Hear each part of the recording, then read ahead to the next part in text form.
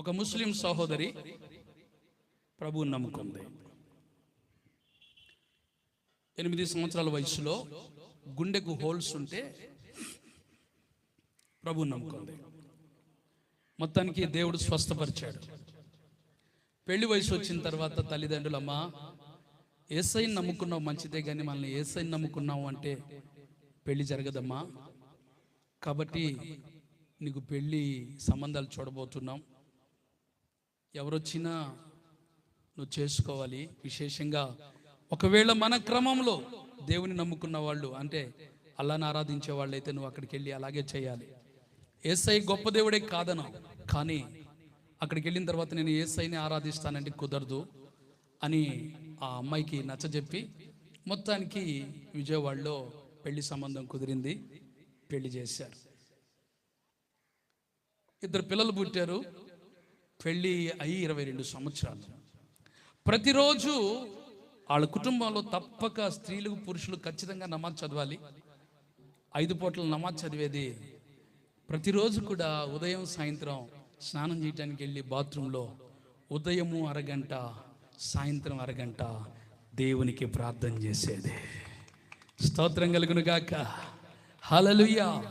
అనుకూలంగా ఉండి కాదు, ప్రతికూలంగా ఉండి, అవకాశం ఉండి కాదు, అవకాశం లేని పరిస్థితుల్లో అత్తగారికి ఇంట్లో తన భర్తకు ముందే చెప్పుకుంది, స్నానం నాకు చేయటం లేట్ అండి అని. అలా 22 సంవత్సరాలు చేసింది. ఓ రోజు తన భర్తకి బ్లడ్ క్యాన్సర్ వచ్చింది. తను మంచి ఫౌండరీ మేస్త్రి. విజయవాడలో 3 షాపులు ఉన్నాయి. ఒక్కొక్కటి అమ్మి తను బాగుపడితే చాలని హాస్పిటల్లో పెట్టడం ప్రారంభించారు. హైదరాబాద్ హాస్పిటల్లో 3 షాపులు అమ్మి, లక్షల విలువ చేసే షాపులు అమ్మి హాస్పిటల్కి పెట్టారు. చివరికి డాక్టర్లు చెప్పారు తను బ్రతకడు కష్టం అని. అలాంటి పరిస్థితుల్లో చివరికి విజయవాడలో జనరల్ హాస్పిటల్లో ఉంచారు. 2 నెలలే బ్రతుకుతాడని ఊరికే ఫ్లూయిడ్స్, సలైన్లు ఇస్తున్నారు. ఓ రోజు పాస్టర్ గారు ఒక ఆయన ప్రతి బెడ్ దగ్గర ప్రార్థన చేస్తూ ఉన్నారు. యేసు ప్రభు అన్న పాస్టర్లన్న ఆయనకి ఇష్టం ఉండదు తెలుసా ఆమెకి.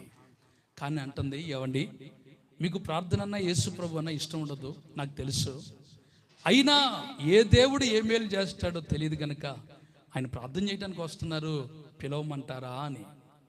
ఆయనకి ఇష్టం ఉండదు, కానీ ఆ రోజు సరే పిలువని తలకాయ ఊపాడు. ఆ రోజు దైవజనుడు వచ్చి ప్రార్థన చేసి వెళ్ళాడు.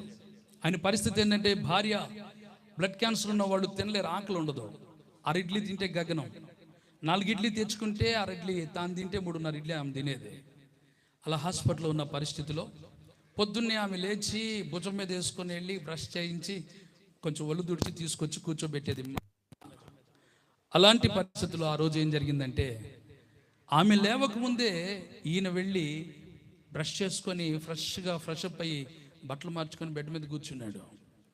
ఏమైంది అంటే, ముందు ఆకలి అవుతుంది, వెళ్ళి కొంచెం ఇడ్లీ తీసుకురా అన్నాడు. 4 ఇడ్లీ రోజులాగా తీసుకొస్తే 4 తినేసి చాలేదు, ఇంకా 4 తీసుకురా అన్నాడంట. ఆమె అనుకుంటుంది, చావు పోయే ముందు ఇట్ట తింటారంట, ఇది చావు తిండేమో, ఇంకేముంది మా ఆయన ఈరోజు చచ్చిపోతాడేమో అనుకుంటుంది. 9-10 గంటల టైంలో డాక్టర్స్ వచ్చారు. భాషను చూసి, ఏంది భాష ఈరోజు కొంచెం హుషారుగా ఉన్నావంటే, సార్ రాత్రి నాకి యేసు ప్రభు వారు కలలో కనిపించారు. ఆయన ఒక ఇంజెక్షన్ తీసుకొచ్చి, భాష నేను ఏ జీవం కలిగిన దేవుణ్ణి, నేను స్వస్థపరుస్తాను, నన్ను నమ్ముతావా అన్నారు. అయ్యా మాది ఖురాన్లో ఉన్నటువంటి దేవుడు ఆ ప్రవక్త మీరేనా అంటే అవును అన్నారు.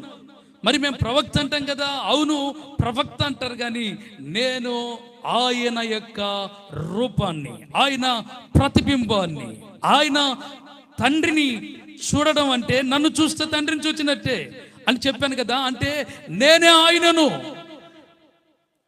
సరే నిన్ను నమ్మితే నన్ను స్వస్థపరుస్తావా? ఖచ్చితంగా స్వస్థపరుస్తా, నమ్మి నాకు సాక్షిగా ఉంటావా అంటే సరే అన్నాడు. ఆయన ఒక ఎర్ర ఇంజెక్షన్ తీసి నరానికి చేశారట. ఏమైందో తెలీదు, 2 నెలల్లో చచ్చిపోతావంటే 2 నెలల్లో డిశ్చార్జ్ అయ్యి ఇంటికి వెళ్ళారు. దేవుని స్తోత్ర, హల్లెలూయా. ఇక ఇంటికి వెళ్ళిన తర్వాత తన ఫ్రెండ్కి ఫోన్ చేసి బైబిల్ తెప్పించుకున్నాడు, చదువుకుంటా ఉన్నాడు. అర్థం కావట్లేదు, కొంత అర్థం అవుతుంది. ఒకరోజు భార్యతో అన్నాడు, మాయే ప్రార్థన అని చేస్తారు కదా దువా, ఆ దువా ఎలా చేయాలో నాకు తెలియట్లేదు అంటే, నేను చేయనా అండి అందంట. వస్తే చెయ్యి అన్నాడంట. ఇక ఆమె మోకరించి ప్రార్థన ప్రారంభించింది.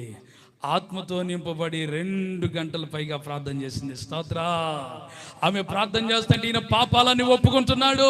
పాపినయ్యా, అయ్యో ఎన్నో మోసాలు చేశాను, ఎన్నో అబద్ధాలు ఆడాను, ఎన్నో అపరాధపు కార్యాలు చేశాను, పైకి భక్తి చేస్తూనే లోపల భయంకరమైన చెడిపోయిన కార్యాలు చేసిన పాపిని నేను. తన పాపాలన్నీ ఒప్పుకొని ఆమె ప్రార్థన అయిపోయిన తర్వాత అడుగుతున్నాడు, ఏంటి నీకు ప్రార్థన ముందే తెలుసా అని. అప్పుడు చెప్తుంది, ఇలా 11 ఏళ్ల వయసులోనే నేను ప్రభు దగ్గరికి వెళ్ళానండి. నేను చావు బ్రతుకుల మధ్యలో ఉండగా యేసయ్య నన్ను స్వస్థపరిచాడు. కానీ నా తల్లిదండ్రులు చెప్పారు, నువ్వు ఆ ఇంటికి వెళ్ళిన తర్వాత వాళ్ళు చెప్పిన క్రమంలోనే నడవాలన్నారు. అందుకే ఇంతకాలం ఈ క్రమంలోనే నడిచాను. మరి నేను ఇంకొక విషయం దాచానని, ఆ విషయం మీరు క్షమించాలి. అదేంటంటే, ప్రతిరోజు నేను అరగంట స్నానం చేయడానికి వెళ్ళి అరగంట నాకు లేట్ అని చెప్పాను కదా. వాస్తవానికి నేను స్నానం చేసేది 5 నిమిషాలే, మిగిలిన 25 నిమిషాలు ప్రార్థన చేసేదాన్నండి. స్తోత్ర. ఆ భర్త కోపడలేదు.